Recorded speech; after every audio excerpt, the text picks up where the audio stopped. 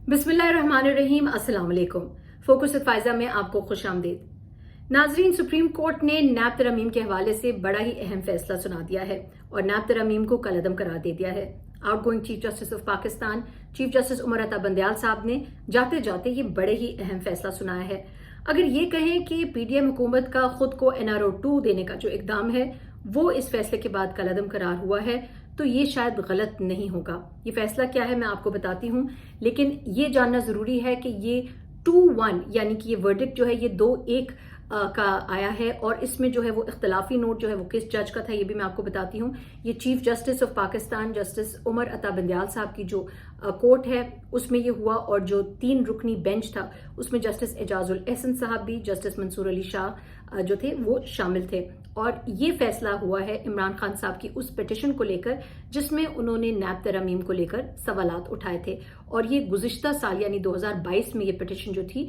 ये जमा कराई गई थी। क्या तफसीलात हैं इसकी, जिसमें 53 समातें हुई हैं और उसके बाद आज जो है ये फैसला सुनाया गया है। इन तफसीलात पर मैं आती हूँ, लेकिन एक छोटी सी याद दहानी कि चैनल को सब्सक्राइब कीजिए और अपना फीडबैक भी दीजिए। मैं आपका फीडबैक पढ़ती हूँ, बड़ा शुक्रिया। अब आते हैं ये जो फैसला सुप्रीम कोर्ट की तरफ से आया है, ये चेयरमैन पीटीआई इमरान खान साहब की जो दरख्वास्त थी जिसमें उन्होंने कहा था कि जो नैब तरमीम है इनको कलअदम करार दिया जाए, इसको जो है सुप्रीम कोर्ट ने न सिर्फ काबिल समात करार दिया बल्कि नैब तरमीम की कई शिकें कलअदम करार दे दी और ये तकरीबन 53 समातों पर मबनी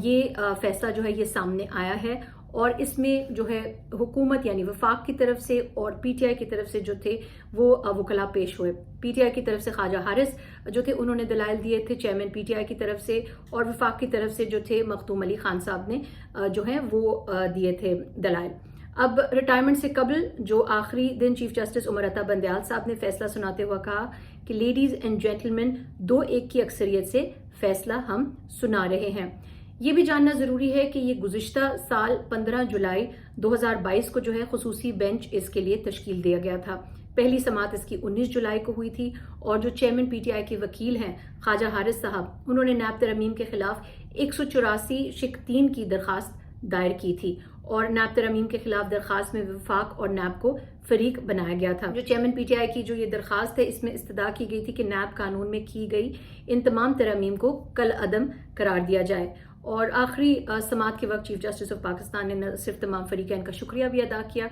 बल्कि कहा कि शॉर्ट एंड स्वीट फैसला देंगे। अब इस फैसले की तरफ हम आ जाते हैं कि कौन कौन सी सियासी शख्सियात जो हैं इसकी जद में आएंगी। वापस जो है वो रीओपन होंगे केसेस और सुप्रीम कोर्ट के ऑर्डर के मुताबिक ये कहा जा रहा है कि 7 दिन के अंदर अंदर इन केसेस को रीओपन होना चाहिए नैब में। एक तरफ कानूनी राय ये भी है कि ये जब नजरसानी के लिए इसमें जो अपील दायर होगी तो शायद इस फैसले को जो है ये मुस्तरद कर दिया जाए, लेकिन उसी कानूनी राय के पर्सपेक्टिव में एक कानूनी राय ये भी है कि जब भी नजरसानी होती है या किसी भी जो अपील दायर होती है नजरसानी की जो दरखास्त होती है उसका स्कोप बड़ा ही लिमिटेड होता है और वो महदूद स्कोप में चांसेस बड़े कम है कि इस फैसले को जो है वो मुस्तरद किया जाए या इस फैसले के बरक्स जो है कोई और फैसला जो है रिवर्स में दोबारा से आए। अब रिटायरमेंट से कबल जो है वो ये चीफ जस्टिस उमर अता बंदयाल साहब के हवाले से बड़ा अहम फैसला समझा जा रहा है, लेकिन इस पे कानूनी जो माहिरीन है उनकी राय अभी मैं आपके सामने रखूंगी। वो इस फैसले को कैसे देख रहे हैं, नैब की जो तरमीम में इनको कलअदम करार दिया जा रहा है क्या इतना काफ़ी है या नैब के किरदार को मजीद साफ और शफाफ बनाने की ज़रूरत है, इस पर हम थोड़ी देर में आते हैं। अब फैसले में जो जस्टिस मंसूर अली शाह साहब हैं उनका जो है इख्तलाफी नोट शामिल है और चीफ जस्टिस ऑफ पाकिस्तान ने जो फैसला पढ़कर सुनाते हुए अवामी ओहदों पर बैठे तमाम अफराद के मुकदमात बहाल कर दिए और कहा कि नैब तरमीम के खिलाफ दरखास्त काबिल समात करार दी जाती है। 50 करोड़ रुपए की हद से कम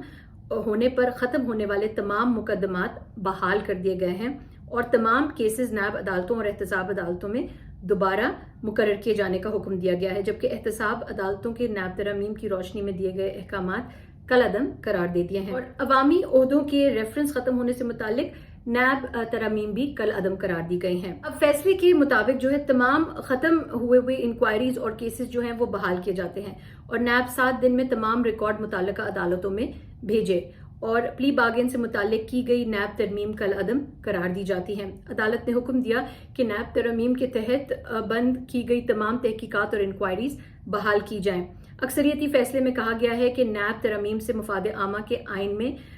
درج حقوق متاثر ہوئے ہیں، اور یہ جو ہے یہ بہت ہی اہم فیصلہ جو آیا ہے، اس سے کتنی سیاسی شخصیات جو ہے وہ متاثر ہوں گی۔ خبریں آپ بھی سن رہے ہوں گے، آپ کے سامنے میں رکھتی ہوں کچھ اہم جو سیاسی شخصیات جن کے کیسز چلتے رہے، جو اس نیب ترمیم کے بعد جو ہے ترمیم کے بعد جو تھے وہ کہا جا رہا تھا کہ اب یہ معاف ہو گئے ہیں، ان میں جو ہے نیب ترمیم کو کالعدم قرار دیے جانے کے بعد جو عوامی عہدے رکھنے والی بہت سی شخصیات ہیں ان کے بارے میں آپ کو بتاتی ہوں۔ سابق جو وزیر اعظم نواز شریف ہیں، سابق وزیر اعظم شہباز شریف ہیں، پھر جو سابق صدر ہیں آصف علی زرداری صاحب، سابق وزیر اعظم یوسف رضا گیلانی صاحب، اور ان کا جو توشہ خانہ کا کیس، جبکہ آصف علی زرداری کے خلاف جو ہے ان کا بھی پنک ریزیڈنسی کا جو ریفرنس ہے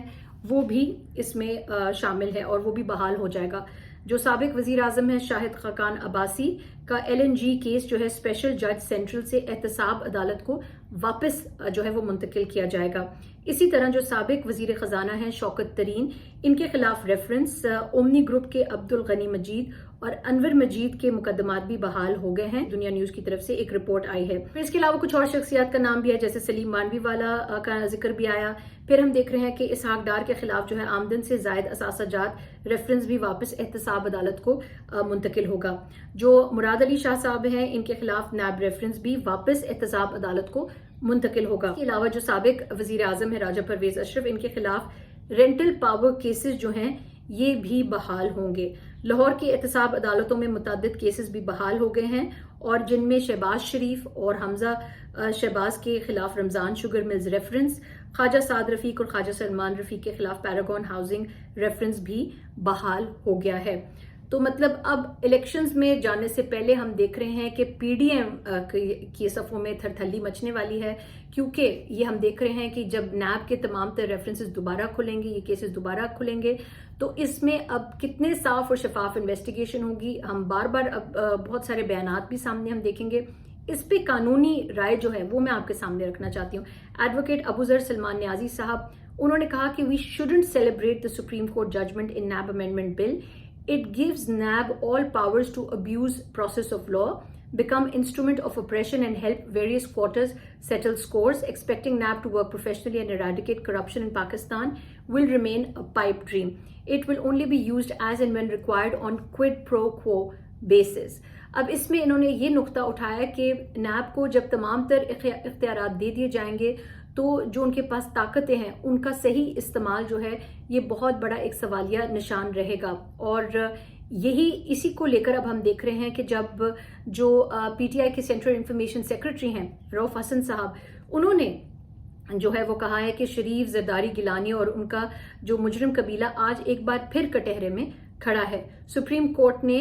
2-1 کی اکثریت سے نیب کی خود ساختہ ترامیم کو کالعدم قرار دے کر قومی دولت لوٹنے والوں کے خلاف متعلقہ عدالتوں میں تمام مقدمات بحال کر دیے ہیں۔ یہ فیصلہ نئے چیف جسٹس کے لیے ایک بہت بڑا چیلنج ہوگا جو 17 ستمبر کو عہدہ سنبھالیں گے۔ امید ہے کہ وہ انصاف کے ساتھ کھڑے ہوں گے اور مجرموں کے اس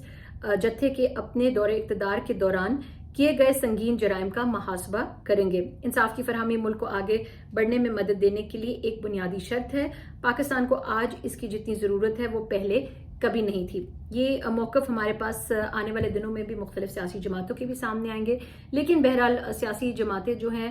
وہ اس چیز کو آپ بار بار دیکھیں گے، وہ اس چیز کو جو ہے وہ ضرور فوکس کریں گی اور اس چیز پر روشنی بھی ڈالیں گی کہ نیب جو ہے اب اس کا ٹرانسپیرنسی بڑی ضروری ہے۔ ایک نقطہ یہ بھی آیا کہ نیب کی جتنی بھی ٹرائلز ہوتی ہیں وہ اوپن ٹرائلز ہونی چاہیے، اوپن ٹو دا پبلک، لوگوں کو بھی پتہ چلنا چاہیے، ٹرانسپیرنٹ اور صاف اور شفاف ہونی چاہیے۔ اور یہ بہرحال قانونی نقطہ ضرور رہے گا کہ نیب جو ہے یہ ابھی کسی بھی سیاسی جماعت کے لیے، یہ میری بڑی ذاتی رائے ہے کہ کسی بھی سیاسی جماعت کے لیے فی الحال بہت زیادہ خوش ہونے کی بات نہیں ہے۔ یہ ضرور یہ ایک جیت سمجھی جا سکتی ہے۔ PTI کے چیئرمین نے جو استدعا کی تھی ان کی پٹیشن نہ صرف ایکسیپٹ ہوئی بلکہ اس پہ بڑا ہی ایک لینڈ مارک ڈیسیجن آیا ہے، لیکن ایگزیکیوشن جو ہے وہ بڑا ہی زیادہ اس میں معنی خیز ہوگی کہ کس طریقے سے ایگزیکیوشن ہوتی ہے۔ کیا نیب کے پاس جو اتنی طاقتیں آ گئی ہیں تو NAB per check and balance کون رکھے گا؟ اور اگر نیب کے پاس اتنی طاقتیں ہیں اتنی جو اکاؤنٹیبلٹی کی ان کے پاس پاورز ہیں ان پر اگر چیک اینڈ بیلنس نہ ہوا تو پھر اس چیز کی گارنٹی کون دے گا کہ کسی بھی سیاسی جماعت کی کسی بھی سیاسی لیڈر کو جو ہے وہ عطاب کا شکار نہیں بنایا جائے گا یا اس سے جو ہے سیاسی انتقام نہیں لیا جائے گا. اور پھر ایک وشیس سائیکل جو ہم دیکھتے ہیں یہ چلتا رہتا ہے کہ ایک جو حکومت آتی ہے وہ پچھلے لوگوں کے ساتھ سیاسی انتقام لیتی ہے اور اس طرح سے یہ ایک جو ہے ایک عجیب سا بدبودار نظام جو ہے وہ چلتا رہتا ہے. بہرحال فی الحال اس ڈیسیجن کو ہم ایک لینڈ مارک ڈیسیجن ہی سمجھیں گے لیکن اس کی ایگزیکیوشن جو ہے وہ بہت معنی رکھے گی. اسٹے فوکسڈ، اپنا خیال رکھیے گا. اللہ حافظ.